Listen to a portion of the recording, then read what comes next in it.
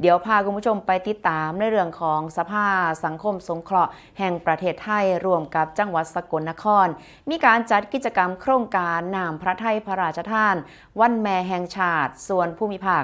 76จังหวัดประจำปี2569ค่ะ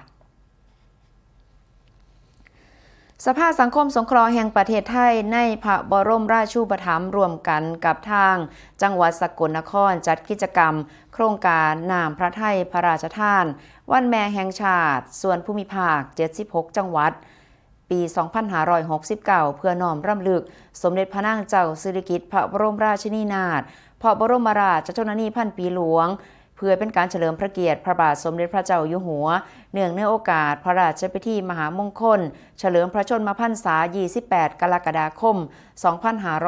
2569โดยมีนายวีรรัตน์ธีรมิตรรองผู้ว่าราชการจังหวัดสกลนครเป็นประธานในพิธีพร้อมด้วยนายสมเด็จจุลราชประธานกรรมการประสานงานส่วนภูมิภาคสภาสังคมสงเคราะห์แห่งประเทศไทยภาค11คณะกรรมการเหล่ากาชาดจังหวัดสกลนครชมรมแม่บ้านมหาไทยจังหวัดสกลนครสมาคมแม่ดีเด่นแห่งชาติประจำจังหวัดสกลนครเมตตาธรรมมูลนิธิสกลนครหัวหน้าส่วนราชการคณะผู้บริหารท้องถิ่นตลอดจนนักเรียนประชาชนในพื้นที่เข้าร่วมในพิธีโดยมีกิจกรรมมีการเลี้ยงอาหารกลางวันโครงการนามพระไทยพระราชทานการมอบเงินสนับสนุนการศึกษาแก่เด็กนักเรียนและก็มอบสิ่งของเครื่องอุปโภคบริโภคแก่ผู้สูงอายุ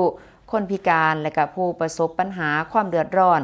ร่วมจำนวนทั้งสิ้น70คนค่ะ